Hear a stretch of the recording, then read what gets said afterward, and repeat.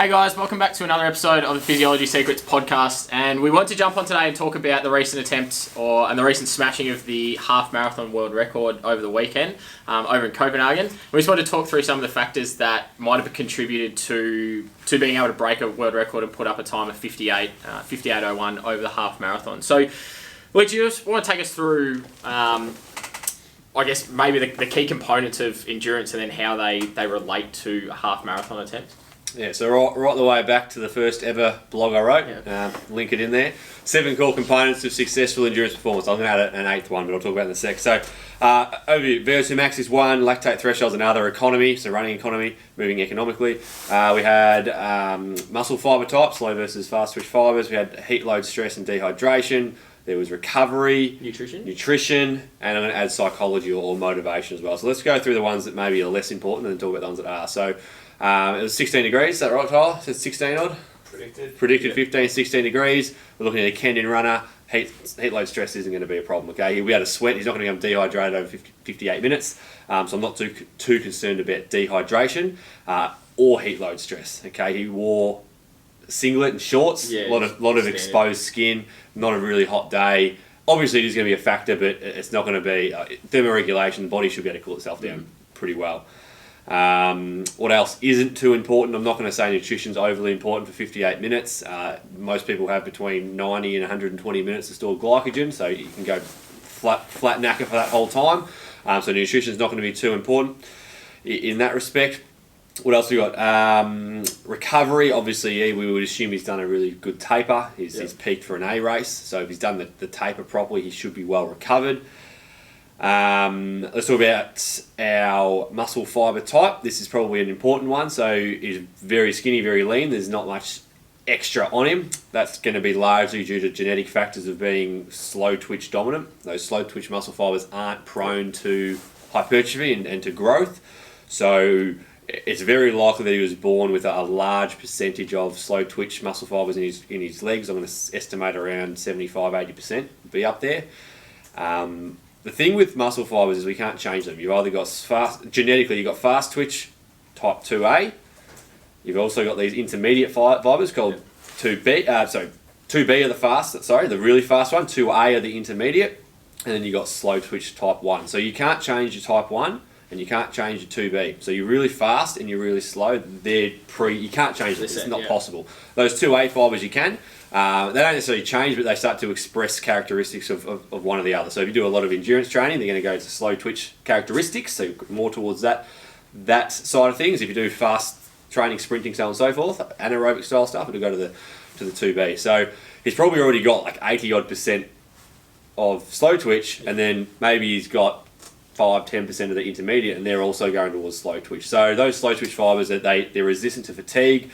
They have a lot of oxidative enzymes for the aerobic glycolysis system, all that sort of stuff. Got good triglyceride fat stores and all that. So that's going to be a key component. So it doesn't matter how fit you are, if you don't have the genetics as well, you're not going to be able to do a 58 or anywhere close to that. So he's got good good slow twitch fibres. Kenyans generally have larger Achilles tendons. Same with like Jamaicans and that. They've got large Achilles tendon, so he's got good leverage, which kind of comes into running economy. We'll talk about that now. So running economy is essentially being able to run as fast as possible using the least amount of oxygen. Okay, so he wore the next percenters, which are the 4 and a bit percent economy boost. So he's got good footwear on. He looked pretty economical, good stride length, foot plant underneath the centre of mass, pushing backwards. There's no braking forces coming out in front, so he's got pretty good running economy, which complements VO2 max and our lactate threshold. So VO2 max, obviously the maximum amount of oxygen you can take in transport utilise. It gives you the engine size, V4, V6, V8. I don't think anyone's seen numbers on that. It'd be pretty high VO2 max, I would have thought. Haven't found anything just yet. It's rare for the elites to share that information. So we've got a really good VO2 max. So let's say he's done all that aerobic style training, long, slow, high intensity intervals, that sort of stuff. Really big engine V8, and he'd have a phenomenal lactate threshold as well. So most people hold about 70% at their threshold. They can hold that for the hour. He'd be somewhere up around 90 to 95%. So that's through training as well. Does that tick him off? So we got VO2 max done. Psychological is probably the only other one. Cool. Lactate done. Economy done. They're really the 3 core ones, plus genetic factors such as the fast twitch and slow twitch fibre. ratio. Psychological is going to be huge for endurance athletes. Obviously, we need to be motivated. So it's just optimal arousal, essentially. So you would assume he was pretty motivated doing a 58. It's 2:45, 2:44 pace, so it's pretty quick. Came off the back of one of the paces for Kipchoge's effort as well. So he just come off the back of that training block, ready for to pace the 2-hour marathon effort. That's soon, isn't it? So only a couple of weeks. So this is pretty much his lead-in for it, I guess. But he's had his own crack at a world record. Yeah, should just put them side by side. Yeah, could be interesting. I reckon they could both probably do it. That's a story for another day. So psychological stuff. That's just getting ready. Well rested, you would hope. He might be listening to music before if he wants to get pumped up, or maybe he's already nervous, so he actually doesn't listen to music, or he listens to slow music. He'd use visualization of crossing the finish line in a world record time if that was his goal at the time. But essentially, when psychological factors are just being motivated to put yourself in the pain cave and hurt the whole way, and work through it. So they're pretty much it. So I guess in summary of the physiological aspects, it's more it pretty much is his physiology. It's genetics and his physiology and a little bit of psychological stuff, because we're not too overly concerned with that nutrition aspect because it's only 58 minutes. Hydration should be fine. He's well acclimatised. The environment's a lot warmer than what he was in. And you'd anticipate that he was well recovered. So that's essentially it. Yeah. Without just something to touch on the nutrition side of things, I know we sort of ticked that off as not one of the most important factors, but it was sort of reported that he did take a bottle out halfway through the race. No one really knows what was in the bottle just yet. But compared to pretty much everyone else in the field who didn't take anything, why do you reckon there might be a reason in terms of, is there a need for elite guys, maybe, or the average age group to take anything throughout a half marathon effort at all? Like, would it be required in a different environment day, hotter day, to take fluid on, or would you be looking to get some sort of carbs in? Because the average age group is probably going to take close to just over the hour and a half, maybe a bit longer. How much does that then change, or what might he be trying to achieve by taking one quick bottle halfway through? Yeah, I mean, in the circumstance of him doing 58 minutes, I would anticipate. I don't know what was in there. You're not going to hurt yourself by taking on any sort of fuel, as long as it sits well with the guts and it doesn't slow you down while you're drinking it. I mean, the pros are going to be pretty good at maintaining pace while they do that. But in terms of this circumstance, I would say, I mean, you will sweat a little bit, so it's not going to hurt to replenish a little bit of fluid and electrolytes. I don't think it's necessary to take on carbohydrates in an event's under an hour. But as you said, obviously, age groups that are doing an hour and a half, well, that's getting close to that. Yeah, of course, that's getting close to running out of those glycogen stores, depending on your body mass. So yeah, for the average Joe, for sure, if it's over an hour and a half or over, you definitely would want to take on some nutrition as well as more hydration, because you're running for longer. If it was a really hot day, then like if it was a 35-degree day and high humidity, then dehydration could come into play in effect. Obviously, even an hour, like we've done sweat testing with athletes and losing up to 1.8 kilos, which is essentially 1.8 litres. Not in an hour. Super hot conditions as well. Really just in whatever it is, 20 odd degrees and not a lot of airflow. So definitely with a really hot and humid day, hydration will be important, but still the nutrition side for under an hour wouldn't be essential. I say you're not going to lose out by doing it, but it's kind of just a step that I personally don't think you need. But if you start to feel flat, then of course that's going to help as well. Bit of a glycogen hit. Yeah, probably the last thing to touch on, we were sort of talking about before with Tyler as well, about the course seemed reasonably sort of open bends, no tight turns, which obviously helps probably locking with the running economy side of things. Bit of a headwind at the start though. How would that change? I guess obviously we put it on a different course, tighter turns. You have a more aggressive wind or different direction of the wind. Is that going to change too much of running economy, or what he's potentially going to do in the race? I mean, it could. I mean, wind at the start, along with a mass start, you're going to be going out pretty quick to start with. So, anticipating him having a high lactate threshold would be really important in that aspect, because he can go to the red zone and a bit beyond, and not be too tired. If he's got headwind in, it could affect his stride length. So he might need to take smaller steps potentially to keep the feet underneath the centre of mass, because it's harder to get through. What else might we got? Leaning a bit further forward, pushing into the breeze allows him to get a bit further forward than usual. Using gravity, could be doing that.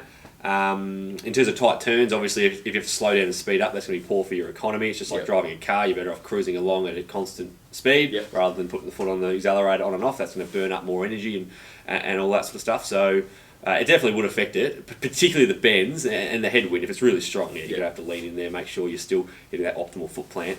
But making the most of like pacing as well, in terms of like a headwind, trying to use other runners in front of him, because it would have been. I assume, without watching the entire race, I assume all the guys at the front would have been out pretty similar pace, and he just would have dropped guys the further and further he got into the race.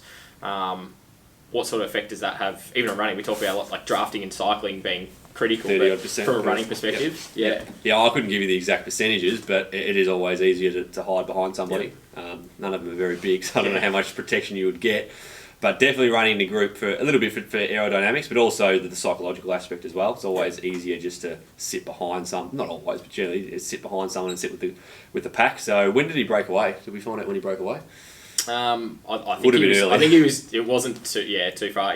I'm pretty sure from what I saw, he broke. I think he broke the 15k best time.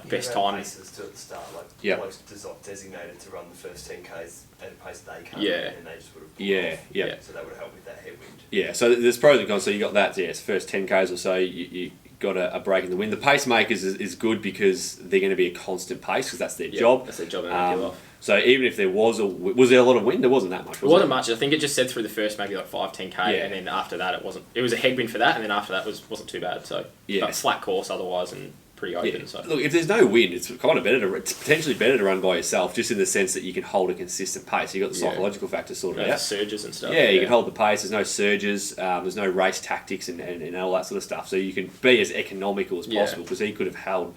He actually got faster and faster. I think it was like 247s and 245s and finished at 243s or something like that. So he got faster. But he can afford to do that if he's just running inside himself and has no other competition. It can actually be a benefit as well. So I think that's enough in terms of the race. You want to just quickly talk about what we're doing over the next little while in regards to, obviously he's just broken the world record. We know it's sort of 244, 250, 245 pace, ridiculous pace. We'll just have a quick chat about what we're doing in the lab here. Tyler did crack it. Trying to run at 244 pace the other day. Yeah, we're just having a bit of fun. So obviously we found out yesterday morning that happened. We got Tyler on the treadmill yesterday afternoon, or 2 days afternoon by the time they looked at this. And we just set the challenge to him. So, and to you guys as well, who can run the longest at 245 pace, essentially. So most tradies only go to 20, so do ours. So we did 20 k's an hour. We found an online calculator which estimated percentage gradient and how that correlates to increased speed. So what we're going to do is 20 k's an hour on the treadie, 2% incline, run for as long as you can. Essentially what we're doing is, the idea is that you record it, proof of time and all the rest, post it up onto Facebook and Instagram, tag us in that. And whoever gets the closest to Tyler's time is going to win one of our new subscription services. So our new subscription service being unlimited testing for 12 months. So whoever gets closest to, we're going to do like who can go the furthest or the longest, but then you're going to have an elite, somebody who's elite's going to obviously do that. We've had a few guys who run some pretty quick sort of mid-2 marathon times who would probably give it a fair crack. So we thought maybe closest to. So to include as many people as possible, we're not going to announce what Tyler's time was. We're going to drip feed certain durations of that test, certain parts of that test throughout the next week and a half. So we're not going to know whether he did. Well, we already know he's done 90 seconds because we posted that already. Knows that. But we don't know if he got the 2 minutes or 4 minutes or 6 minutes or half marathon. Not quite. So the idea is to get as many people involved in that so that everyone has a chance, and it's not who's the quickest or who's the slowest, or it's just who can hold that pace for the time closest to what Tyler's is.